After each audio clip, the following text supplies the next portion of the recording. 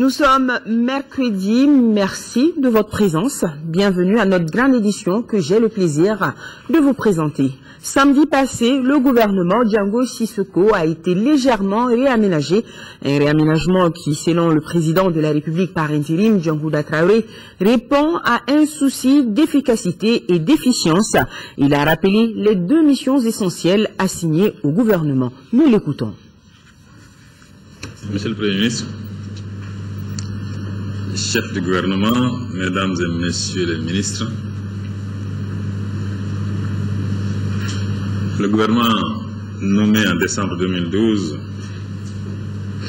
avait pour mission principale le rétablissement de l'intégrité territoriale du pays et l'organisation d'élections libres et transparentes. Cela fait 6 mois qu'avec à sa tête le Premier ministre Django Sissoko, dont je salue le dévouement et la rigueur, ce gouvernement s'est attelé à ces deux missions. Aujourd'hui, des résultats ont été atteints dont vous pouvez être fiers.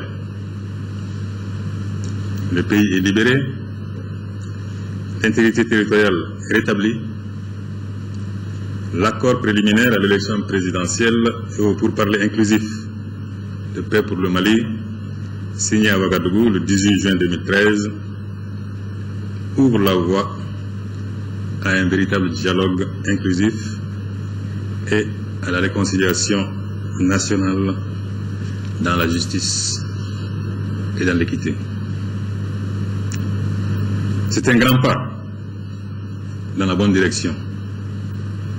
Et je vous félicite tous et toutes pour ce résultat qui rend possible désormais l'élection présidentielle sur l'ensemble du territoire.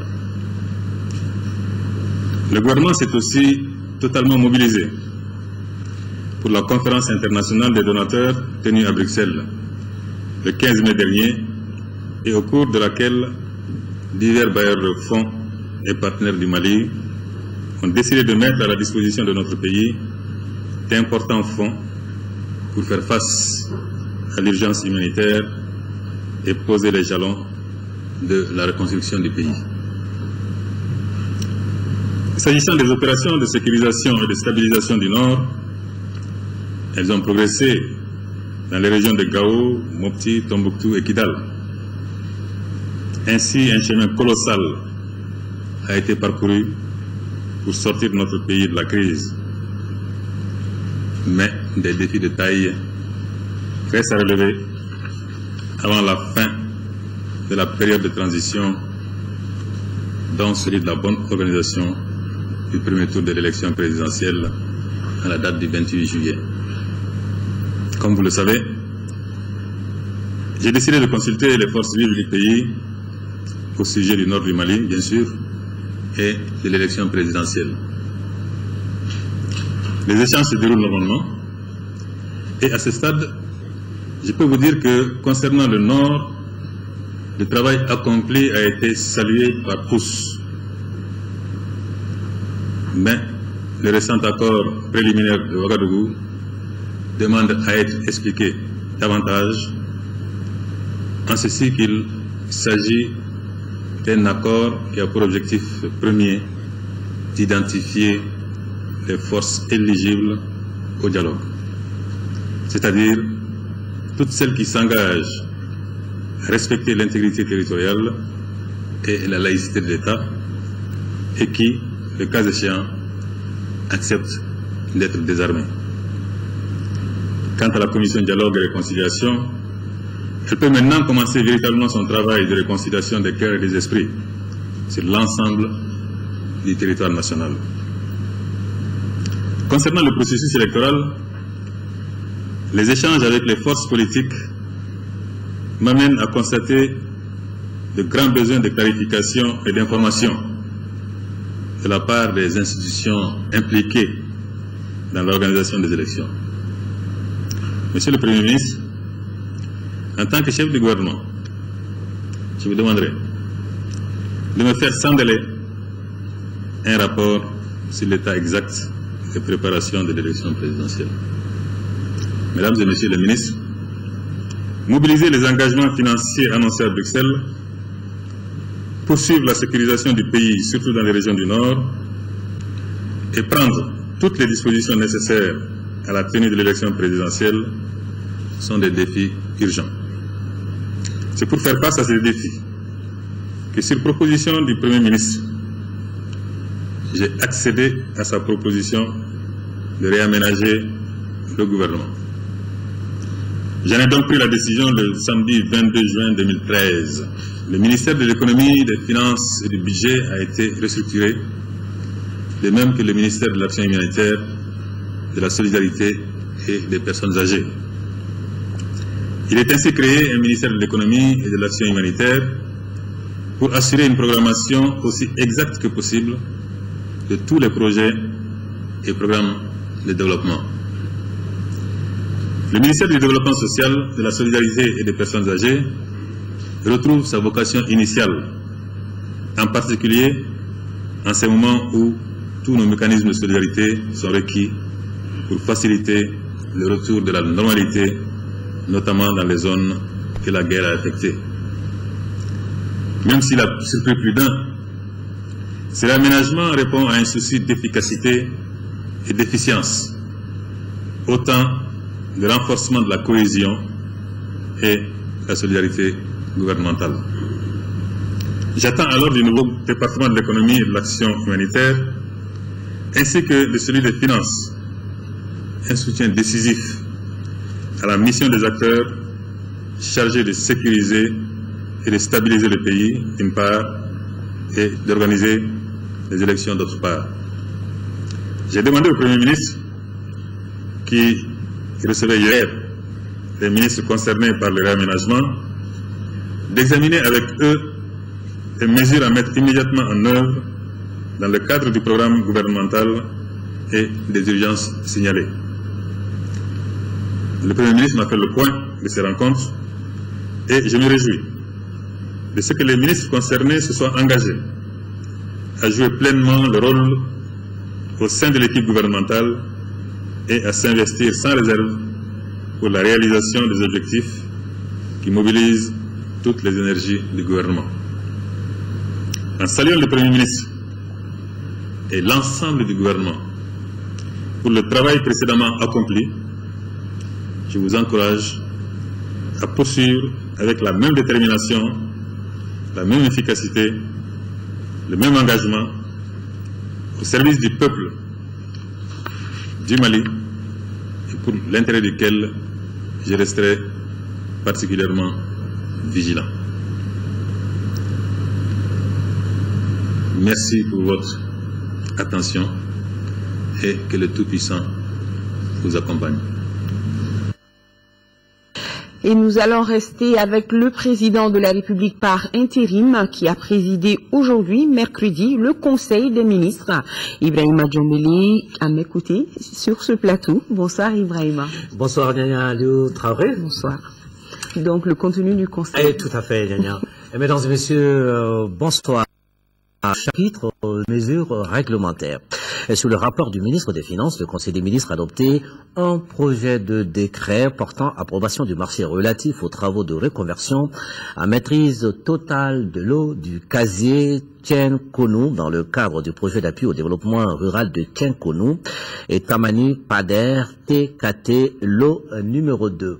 Le projet d'appui au développement rural de Tchenkonou et Tamani Pader TKT a pour objectif global de contribuer au renforcement de la sécurité alimentaire du pays dans une perspective de gestion durable des ressources naturelles. Dans le cadre de la mise en œuvre du projet, il a été prévu de réaliser des travaux de reconversion à maîtrise totale de l'eau de 1271 hectares du casier de Tchenkonou.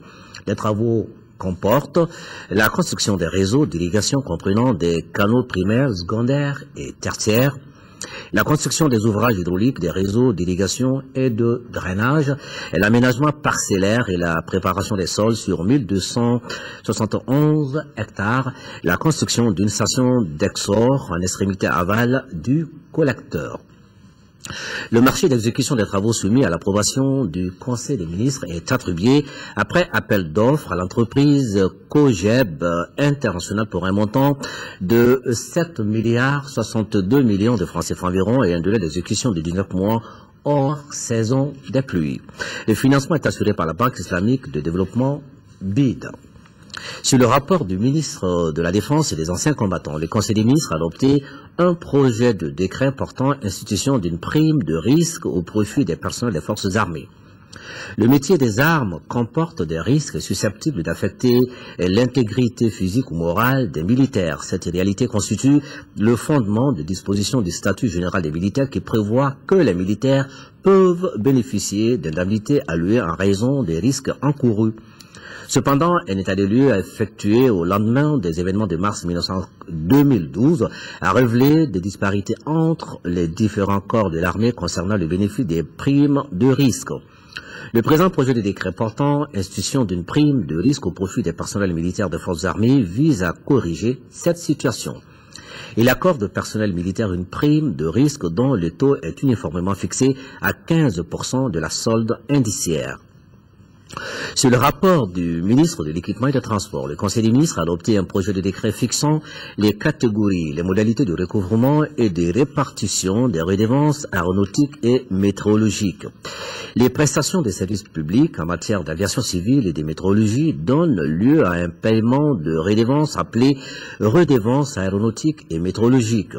Les catégories et les modalités de recouvrement des redevances aéronautiques et météorologiques ont été fixées par un décret du 19 avril 2005, modifié en 2006 et en 2008, qui détermine également les structures chargées de leur perception.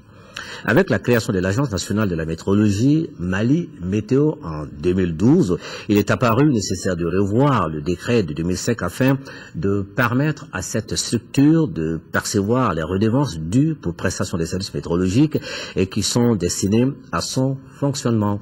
Le présent projet de décret est adopté dans ce cadre. Il abroge toutes les dispositions antérieures et précise les catégories de redevances aéronautiques et météorologiques, les modalités de recouvrement et leur affectation. Au chapitre des mesures individuelles, le Conseil des ministres a procédé aux nominations suivantes. Au titre du ministère de l'Économie et de l'Action humanitaire, secrétaire général, M. Abdoulaye Touré, inspecteur des finances. Conseiller technique, M. Brahima Sanogo, planificateur, M. Sidiki Traoré, inspecteur du Trésor. Directeur des finances et du matériel, M. Sadou Mahamadou Diallo, inspecteur des services économiques. Au titre du ministère des Affaires étrangères de la coopération internationale, ambassadeur du Mali à Ouagadougou, M. Idrissa Koulibaly, inspecteur des services économiques. Consul général du Mali à Tamaracet, M. Sambou Mangane, administrateur civil. Au titre du ministère des Finances, secrétaire général, Mme Sidibé Zamilatou Sissé, inspecteur des services économiques. Chef de cabinet, M. Tchegoum Boubey Maïga, journaliste. Conseiller technique, M. Amadou Tougoula, inspecteur des douanes. M. Zoumana Bagayoko, inspecteur des douanes. M. Mathias Konaté, inspecteur des impôts. M. Ibrahima Traoré, inspecteur du Trésor. M. Cheikh Sidi Mouhamad Sek, inspecteur des services économiques. M. Oumar Ouagé, inspecteur des impôts, chargé des missions. M. Mahamadou Tolo, planificateur, M. Oumar Aïdara, sociologue, Mme Doukouré Dougoubar Kassila, inspecteur des services économiques. Directeur des finances et du matériel, M. Madi Baba Djakité, inspecteur des services économiques. Directeur national du Trésor et de la comptabilité publique, M. Boubacar Ben Bouye, inspecteur des services économiques. Au titre du ministère du Travail, de la fonction publique et des relations avec les institutions, directeur des finances et du matériel, Madame Keita Mariam Saint-Para, inspecteur des finances. C'était là la lecture du Conseil des ministres de ce mercredi 26 juin 2013. Nyanya, à vous. Merci Ibrahima. Donc la suite de ce journal, toujours à Koulouba, cérémonie solennelle de réconciliation et de pardon entre Béret Vert et Béret Rouge. Occasion pour le chef de l'État de déclarer que toutes les personnes détenues dans le cadre des contentieux existants dans l'appareil militaire et sécuritaire retrouveront la liberté sans délai. Le point, c'est avec Mamari Koni.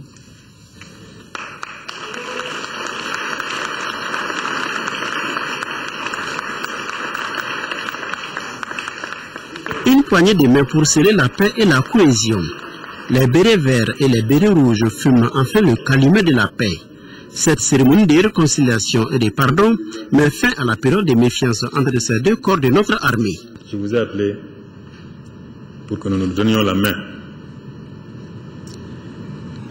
Je vous ai appelé pour vous demander que nous resserrions nos liens et qu'entre Maliens, la mésentente fasse place à l'entente, à la complicité, pour un Mali au-dessus de tout.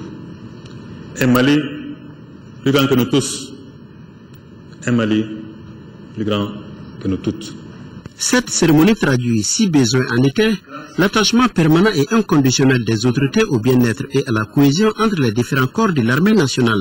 Il y a quelques mois, des incompréhensions et des divergences de point de vue délibérément amplifiés par certains, avaient opposé ceux qui, par le devoir et la fraternité d'armes, doivent demeurer ensemble comme un seul homme pour défendre la mère patrie.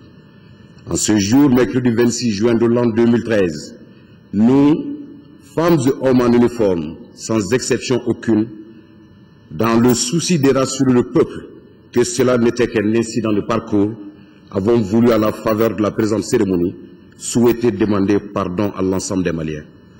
Un pardon sincère que nous adressons à l'ensemble du peuple, ainsi qu'à celui de toute autre personne affectée par ces événements malheureux survenus entre porteurs d'uniforme. Le président du comité militaire de suivi de la réforme des forces de défense et de sécurité a salué le président de la République par intérim pour son engagement et son souci de la stabilité sociale à travers la création de la commission dialogue et réconciliation. Avant l'uniforme, nous sommes des humains et nous commettons aussi des erreurs, mais pas de façon délibérée. Nous croyons aussi que la perfection est divine et osons croire qu'avec notre vaillant et chaleureux peuple de tradition, de paix, de pardon et surtout d'hospitalité à nos côtés, nos excuses seront acceptées. Il ne peut y avoir de réforme dans un secteur sans l'ensemble des acteurs. Nous en avons pleinement conscience et nous donnons l'assurance que ces divergences appartiendront désormais au passé. Selon le président de la commission dialogue et réconciliation, après l'accord obtenu à Ouagadougou, cette cérémonie est un autre signe annonciateur du retour définitif de la paix. Désormais, l'étiquette des bérets rouges et des bérets verts pour désigner nos braves soldats et rappeler les moments de graves incompréhensions qui ont temporairement émaillé leur parcours sont classés au chapitre des mauvais souvenirs. Nous sommes convaincus à la commission dialogue et réconciliation que le Mali est une vieille nation fière de sa culture, de sa civilisation et de sa diversité ethnique et religieuse. Le président de la République par intérim dira qu'il faut un minimum de compromis pour la paix globale et le confort pour tous, car dira-t-il, il y a un temps pour tout. Je demande ici aujourd'hui, et avec insistance, que les enfants de ce pays se pardonnent. Et je souhaite que cela commence avec les représentants des bérets rouges et des bérets verts, avec les familles des bérets verts et des bérets rouges, qui ont payé pour cette page tragique de notre histoire, une page, assurément, qu'il faut mettre derrière nous. Le professeur Djomouna Traoré a également salué les sacrifices que les soldats maliens, tchadiens, africains et français ont consentis en écrivant avec leur sang une page de l'histoire de notre pays. Une telle hauteur passe, selon lui, par le pardon au sein des forces de défense pour que plus que jamais ne se répète le cauchemar vécu par les Maliens. Je voudrais vous annoncer ici ma décision de tout mettre en œuvre pour un dénouement amiable des contentieux existants dans l'appareil militaire et sécuritaire. Plus jamais deux armées, mais une armée dont les corps se complètent et se renforcent. Plus jamais deux polices, mais une police au service du citoyen et de la paix sociale. Dans cette perspective, toutes les personnes, je dis bien toutes les personnes détenues, dans le cadre de ces contentieux, retrouveront la liberté sans délai. Une liberté qu'elles seront mettre, j'en suis sûr, au service du Mali, seulement du Mali et rien que le Mali. Les autorités religieuses présentes à la cérémonie et le président du réseau des communicateurs traditionnels du Mali se sont tous réjouis de cette paix retrouvée pour que l'armée malienne gagne dans l'Union les nombreux défis qui l'attendent. Et nous allons revenir sur cette cérémonie de réconciliation et de pardon demain. Ils saluent tous la signature de l'accord préliminaire de Ouagadougou. Mais en ce qui concerne la présidentielle du 28 juillet, ils ont fait part au président de la République de leur inquiétude. Ce sont les 6 responsables de partis politiques reçus hier par Djankouna Traoré dans le cadre de ses concertations avec la classe politique du pays. Amadou Sankaré. Au cours de cette audience, 2 sujets ont été évoqués. D'abord, la signature de l'accord préliminaire de Ouagadougou. Les 6 responsables de partis politiques ont bien accueilli le contenu du document. Ces accords qui viennent d'être signés, nous avons estimé que ces accords étaient une bonne chose. Nous avons même estimé que notre pays a aujourd'hui, en signant ces accords, annulé certaines positions dans les fondamentaux des accords. Je pense que ça a été une bonne chose. Par rapport à l'accord de Ouaga, je pense qu'il y a eu des avancées notoires. Les missions assignées au gouvernement de transition, le président et son gouvernement, je pense que jusque-là, les feuilles de route ont été respectées. Sur les accords du Nord, donc au RPDM également, nous voudrions bien donc, que nous soyons vigilants. Donc, parce que les accords ont été signés, mais il faudrait que donc, le gouvernement soit vigilant pour que ces accords soient respectés strictement par les différentes parties. En ce qui concerne l'élection présidentielle du 28 juillet prochain, les partis politiques ont fait part au président de la République de leurs inquiétudes par rapport à l'organisation du scrutin à la date indiquée. Nous avons dit au président que ça fait des mois que nous crions haut et fort qu'il n'était pas opportun d'avoir les élections pendant l'hivernage d'une part, mais aussi au cours du mois de Ramadan. Je pense que le président a pris note, il a pris acte. Il nous a dit que c'est aux partis politiques de se mettre ensemble pour leur proposer, faire des propositions, et c'est ce que nous allons faire. Que compte tenu des difficultés logistiques sur le terrain, du fait que la majeure partie des Maliens n'auront pas leur carte d'électeur sans doute à temps, que les réfugiés qui ont été parmi les premiers qui pâtiront de cette crise ne permettent pas d'aller aux élections dans des conditions optimales, et que si d'aventure il y avait un supplément de problèmes qui militait en la faveur d'un report, honnêtement, nous préférons avoir des élections apaisées. Quant à la date des élections, nous avons pris les appréhensions et nous en avons fait part au président de la République. Les informations dont nous disposons vraiment ne nous permettent pas de penser que le 28 juillet soit une bonne date pour les prochaines élections.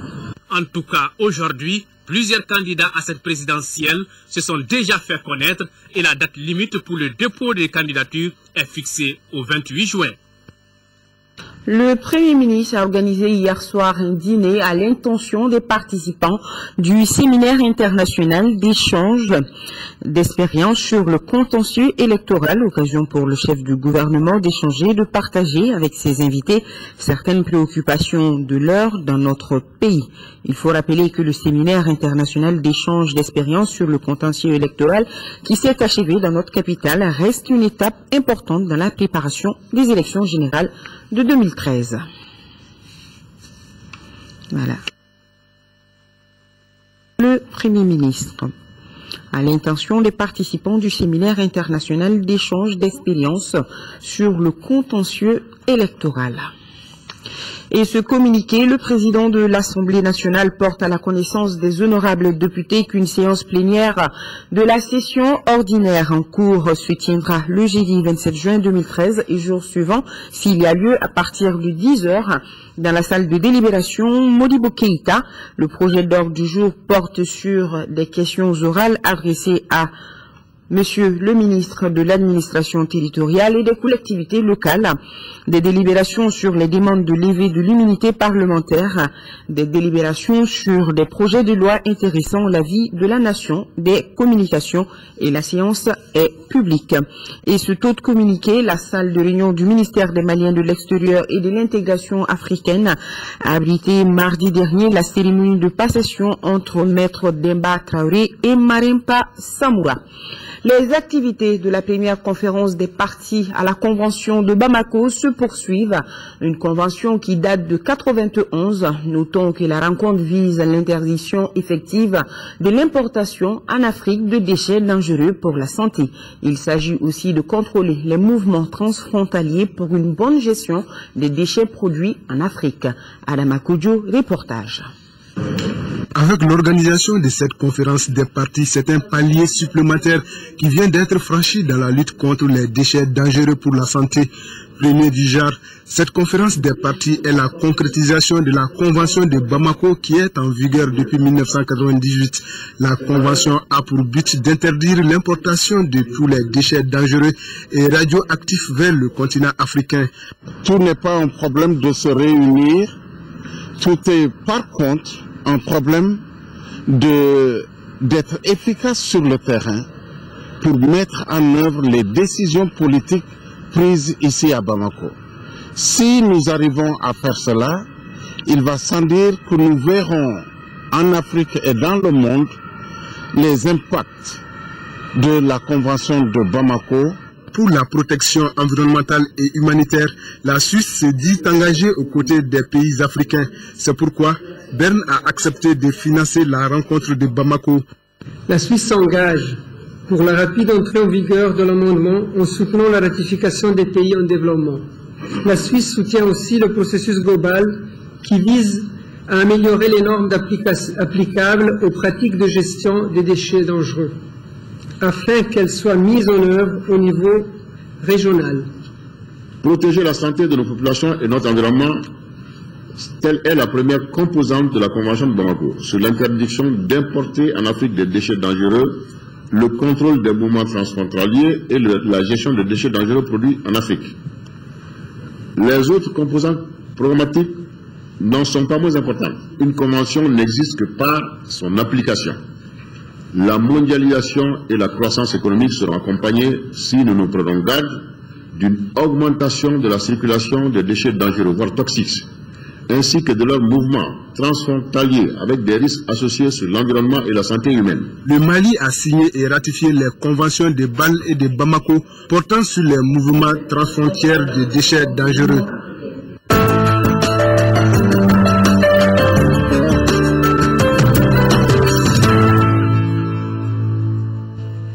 Le département de l'administration territoriale rencontre les ONG impliquées dans la supervision du processus électoral. Au même moment, le gouverneur du district rencontre les chefs de quartier de Bamako au centre des débats, les ajustements nécessaires au bon déroulement du processus de distribution des cartes NINA.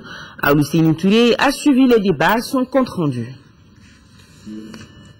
Le gouverneur du district a exposé les différentes étapes du processus de distribution, les lieux de distribution et le nombre d'équipes de distribution pour chaque quartier. La distribution doit commencer vendredi prochain et tout doit être mis en œuvre pour son bon déroulement. Cependant, les chefs de quartier n'ont pas manqué de faire des observations dans le sens d'améliorer le système. On a déterminé le nombre de points de récupération de ces cartes par commune.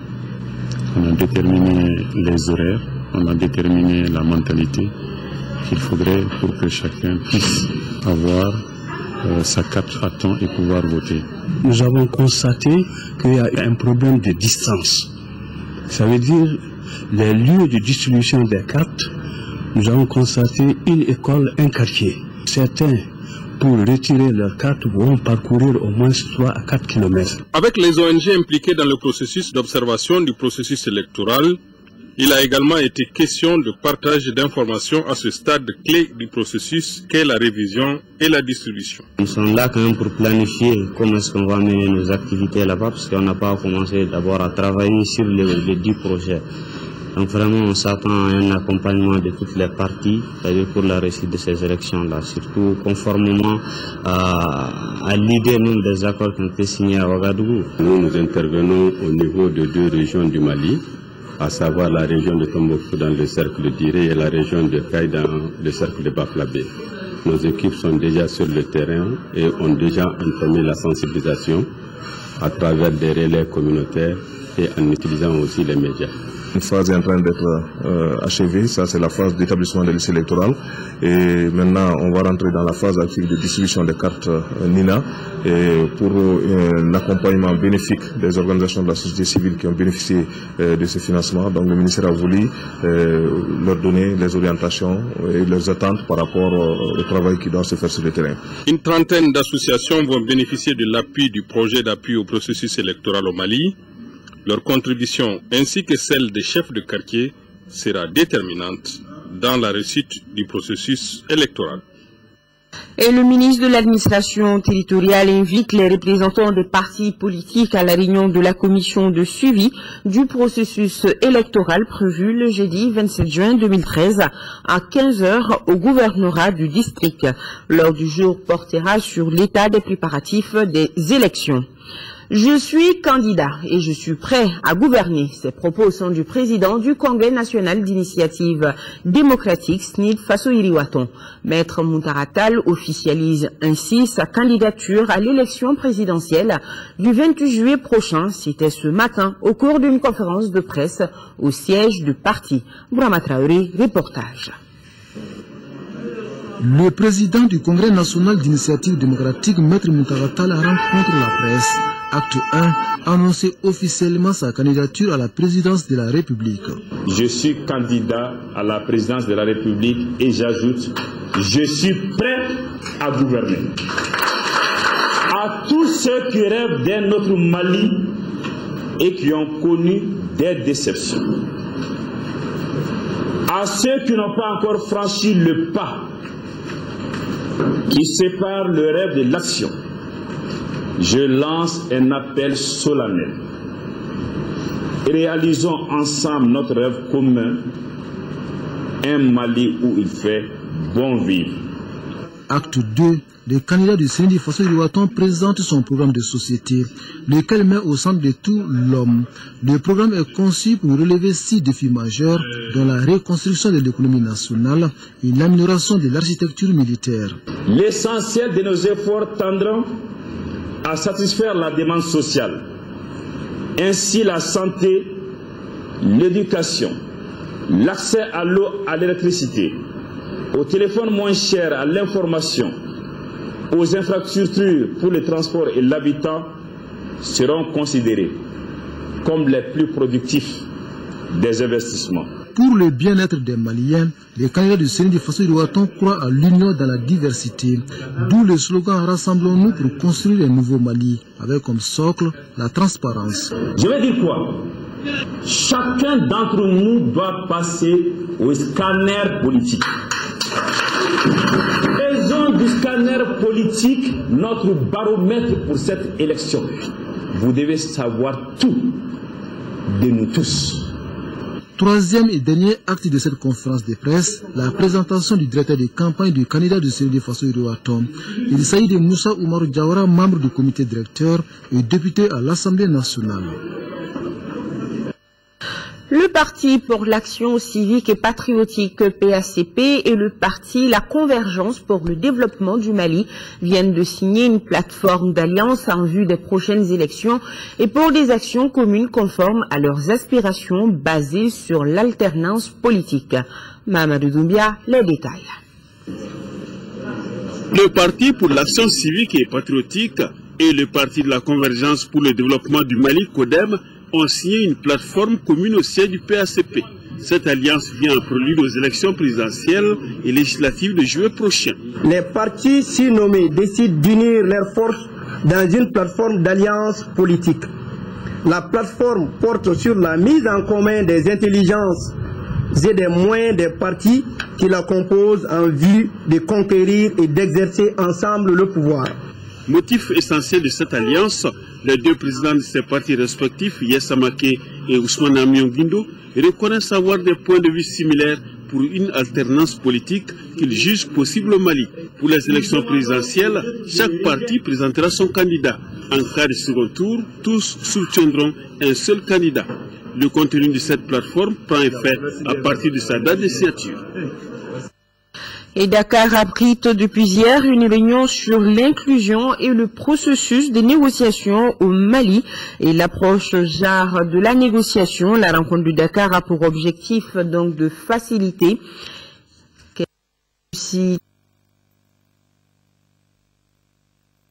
accomplir son devoir de citoyenneté en matière de vote. Cela se vérifie par l'affluence des hommes et des femmes dans les salles d'affichage des listes électorales. Chacun veut s'assurer que son nom figure sur la liste. C'est le cas de la commune urbaine de Gao où l'affluence est de taille avec ses 42 223 enrôlés au RAVEC. À ce jour, 172 radiations et 137 transferts ont été enregistrés. C'est ma deuxième fois de venir ici. Hier j'étais là, je n'ai pas trouvé, aujourd'hui je suis revenu encore. Dans la commune rurale de Gouzouré, l'affluence est surtout perceptible les mardis jours de foire. Mais à notre passage ce mercredi matin, les personnes n'étaient pas au rendez-vous. Constat majeur, 216 radiations et 11 transferts sur 13 223 enrôlés.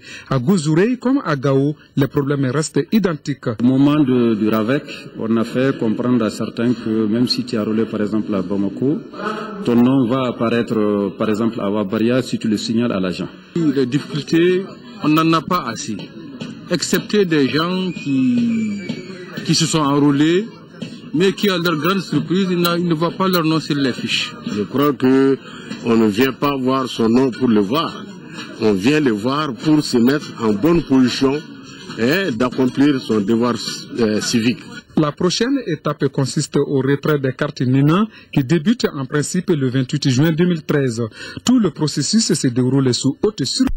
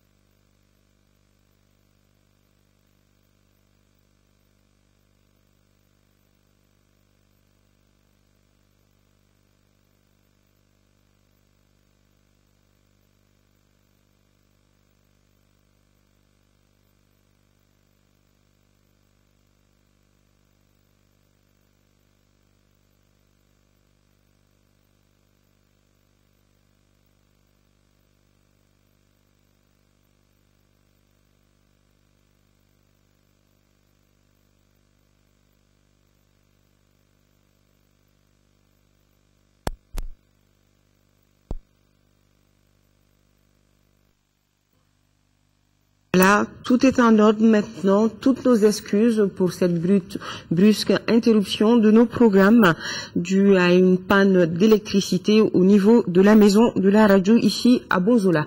À Gao, à quelques heures de la clôture de la révision des listes électorales, les électeurs continuent de se bousculer devant les bureaux de retrait, chose qui donne de l'espoir à l'administration qui peut d'ailleurs compter sur une participation massive des populations. Constat sur place de Drissa Kone qui a fait le tour dans les deux communes du cercle de Gao. La population du cercle de Gao est décidée à accomplir son devoir de citoyenneté en matière de vote. Cela se vérifie par l'affluence des hommes et des femmes dans les salles d'affichage des listes électorales. Chacun veut s'assurer que son nom figure sur la liste. C'est le cas de la commune urbaine de Gao où l'affluence est de taille avec ses 42 223 enrôlés au RAVEC. À ce jour, 172 radiations et 137 transferts ont été enregistrés. C'est ma deuxième fois de venir ici. Hier j'étais là, je n'ai pas trouvé, aujourd'hui je suis revenu encore. Dans la commune rurale de Gounzouré, l'affluence est surtout perceptible les mardis jours de foire. Mais à notre passage ce mercredi matin, les personnes n'étaient pas au rendez-vous.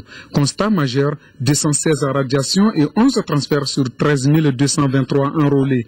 À Gounzouré comme à Gao, les problèmes restent identiques. Au moment du RAVEC, on a fait comprendre à certains que même si tu es enrôlé par exemple à Bamako, ton nom va apparaître par exemple à Wabaria si tu le signales à l'agent. Les difficultés, on n'en a pas assez.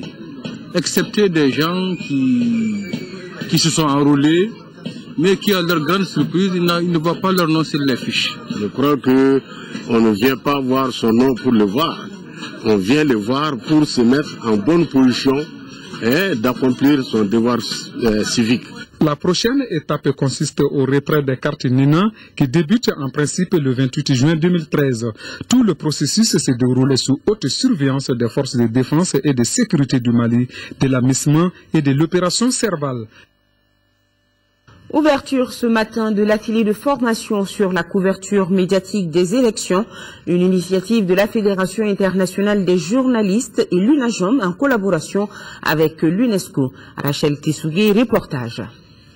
Les hommes de médias doivent analyser et fournir des informations pertinentes, fiables et détaillées aux électeurs. C'est pour cette raison que certains journalistes sont à l'école afin de renforcer leurs capacités en matière de couverture électorale. Cet atelier donc a pour but de bien former nos militants, de bien former les journalistes maliens d'une manière générale pour qu'ils apportent la phase électorale dans la sérénité, dans la liberté, et que ça avec tout le respect de l'éthique et de la déontologie. Si le journaliste fait mal son travail, c'est le pays qui sera à feu et à sang. Donc il faut les former. Le gouvernement félicite l'Union nationale des journalistes du Mali pour la tenue de cet atelier important. Important car il permettra aux journalistes d'aider les électeurs à connaître leurs droits démocratiques et d'en faire usage sans peur et sans contrainte. La responsabilité des médias est importante, voire indispensable, dans la couverture médiatique pendant les élections. Que la couverture médiatique se passe dans la liberté, dans le professionnalisme et dans la grande transparence. Selon les organisateurs, tous les organismes de presse doivent adopter leur propre politique ou code de transparence sur les campagnes publicitaires. Ces politiques doivent garantir un traitement équitable entre tous les candidats et partis politiques.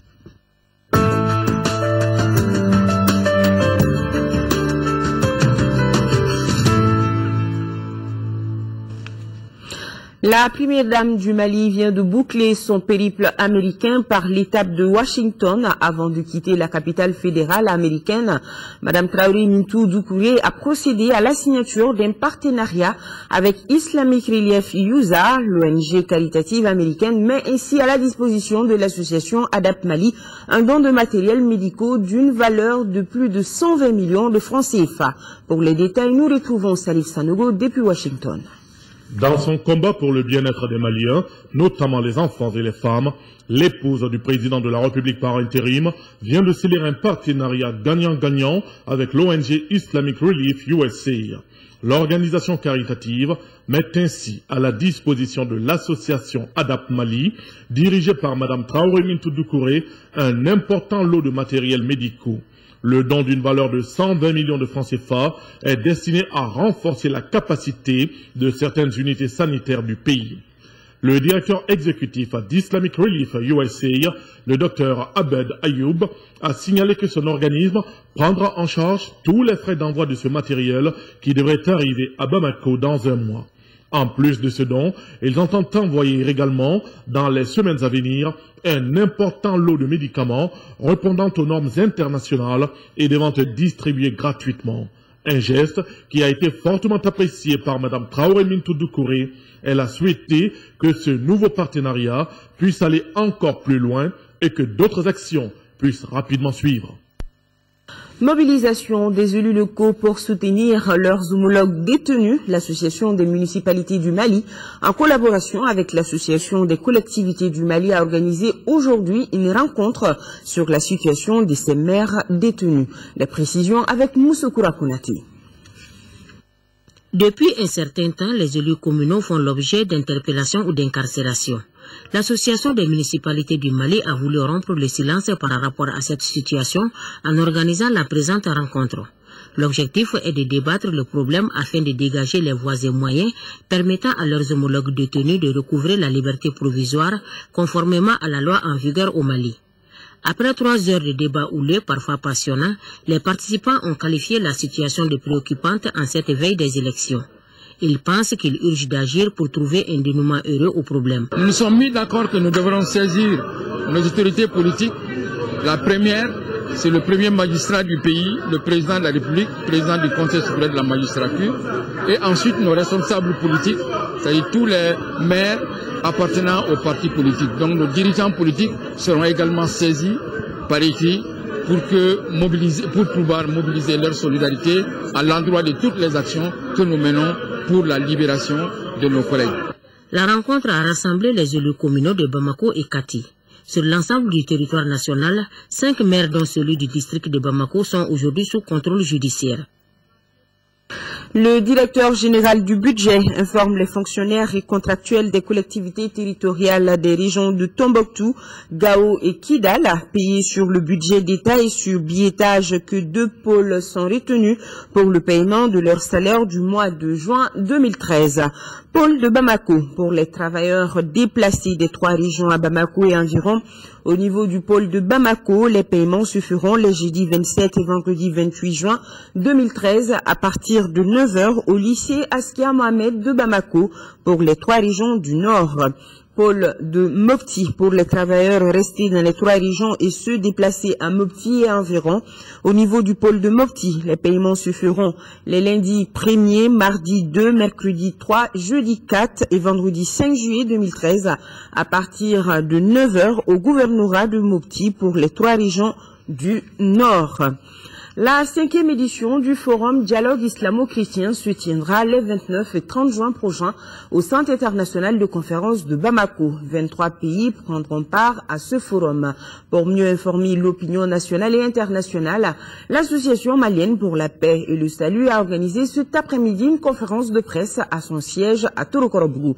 Agali Ag Agissa nous en dit plus. Notre pays a besoin d'une paix dont l'établissement nécessite l'implication des leaders religieux. Et c'est dans ce cadre que l'Association malienne pour la paix et le salut œuvre pour une cohabitation pacifique entre les différentes religions. L'association a initié depuis 2008 un espace d'échange entre les adeptes des communautés musulmanes et chrétiennes. Cette conférence de presse vise à informer l'opinion nationale et internationale de la tenue de la 5e édition du forum.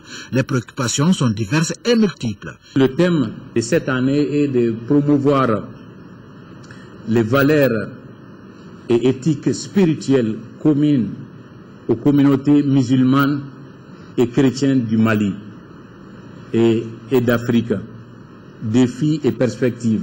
Nous pensons que vraiment il faut trouver les voies et moyens pour au moins cadrer les prêcheurs, encadrer les prêcheurs.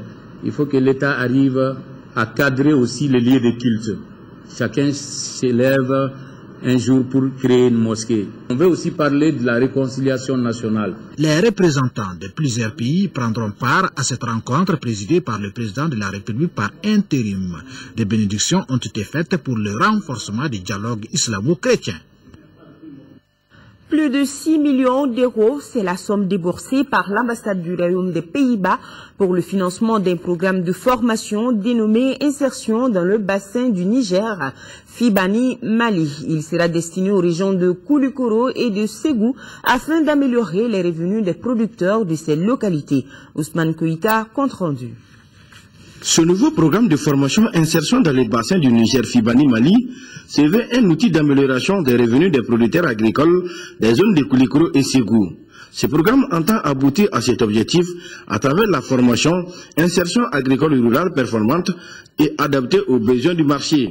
Ce qu'on attend en fait, c'est de pouvoir mieux répondre aux besoins des producteurs paysans, bien sûr en termes de formation professionnelle. Donc nous on essaye d'analyser d'un côté la demande et de l'autre côté d'améliorer la qualité de l'offre, justement pour répondre à des besoins concrets qui permettent aux populations d'augmenter leurs revenus et donc d'assurer aussi ce qui est leur sécurité et souveraineté alimentaire. C'est un projet d'espoir pour vraiment la communauté rurale, autrement dit le monde rural, parce que c'est à cela qu'il s'agit.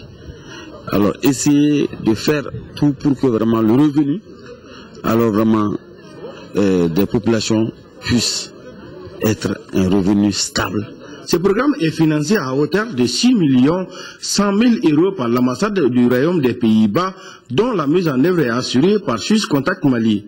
Les Pays-Bas apportent ainsi leur contribution en vue d'assurer la sécurité alimentaire et la gestion de l'eau pour l'agriculture, l'élevage et la pêche. Il est important de doter les jeunes agriculteurs, les jeunes productrices, les éleveurs et les corps de métier de la gestion de l'eau de vraiment du savoir-faire, la maîtrise professionnelle. La présentation de ce programme et des questions d'éclaircissement ont édifié les acteurs régionaux sur les biens fondés de ce nouveau programme de développement. Toujours avec les partenaires du Royaume des Pays-Bas, ils volent au secours des populations de Gao en remettant 5 pompes à eau à la Somagep SA. Daoula Zoumana Traoré, correspondance. C'est à la suite d'une demande faite par le gouverneur de la 7e région à l'ambassade du Royaume des Pays-Bas que cette donation est intervenue. 5 pompes pour la société malienne de gestion de l'eau potable Somagep SA de Gao et 90 000 litres de gasoil pour leur consommation de 3 mois.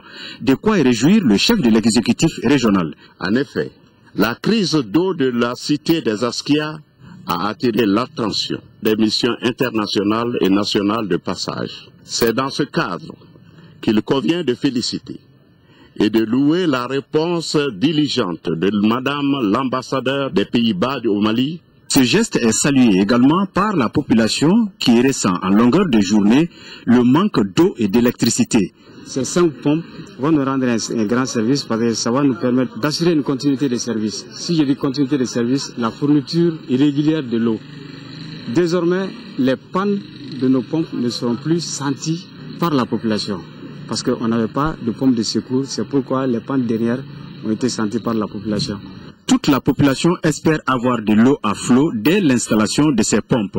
Malgré cet appui, la Somagep SA a d'autres missions, celle de rénover des matériels dont la tuyauterie de la distribution de l'eau à Gao. L'ONG Action Mopti, en partenariat avec ONU Femmes, vient de remettre au réseau des femmes élues et leaders de la région un important lot de kits de communication financé par la coopération belge de développement. Coût de l'opération 3 millions de francs CFA. Mamar Ibrahim Touré, compte rendu. Cette remise d'un coût de 3 millions de francs CFA rentre dans le cadre du programme genre et décentralisation de l'ONG Action Mopti en partenariat avec ONU Femmes sur le financement de la coopération belge de développement. L'octroi de kits de communication, un hangar avec bâche, une tablette et 84 chaises constituent un appui important dans le cadre du renforcement des capacités opérationnelles des femmes à l'orée des élections à venir. Les femmes du Mali doivent dépasser le cadre de la mobilisation et aller vers des actions concrètes, notamment faire entendre leur voix. Il faudra qu'au-delà de la sensibilisation et de la mobilisation que nous faisons pour les partis politiques, que les femmes puissent s'engager pour que le droit de vote des femmes soit exprimé. Quel que soit le parti qu'elles vont choisir, quel que soit ce qu'elles vont choisir, mais il faut que les femmes se mobilisent pour aller aux urnes. Les femmes élues et leaders de la région de Mopti se disent à jamais outillées pour mener à bien les activités de sensibilisation. Nous exhortons ONU Femmes à redoubler d'efforts pour l'appui des femmes pour que nous puissions relever le défi. Que ce matériel de communication serait utilisé à bon escient. Selon le coordinateur adjoint de l'ONG Action Mopti, cette opportunité qu'offre le programme Genre et Développement de ONU Femmes aux femmes élues et leaders de la région de Mopti leur permettra de participer activement aux élections et aux prises de décisions. Et avant d'ouvrir la page sport de ce journal, cette annonce, le code de bonne conduite signé par les partis politiques et les candidats, c'est le sujet de l'émission Les vrais enjeux de ce soir, une émission animée par Youssouf Touré et Boubacar Touré. Les vrais enjeux, c'est après ce journal. Du football donc maintenant, un match en retard de la 24e journée du championnat national de Ligue 1. Le stade malien de Bamako a battu cet après-midi l'AS Real de Bamako par le score de 1-0. Le stade malien de Bamako, déjà champion, continue sa balade en tête avec 72 points. L'AS Real est deuxième avec 53 points et le Djoliba AC complète le podium avec 49 points. Siragatou Sissé reviendra demain sur le match AS Real stade malien de Bamako. Du basketball à présent, la phase top 12 du championnat national a donné son coup d'envoi depuis lundi ici à Bamako. La compétition regroupe les 12 meilleures formations féminines et masculines du pays. Cody Sibi revient sur les rencontres jouées hier.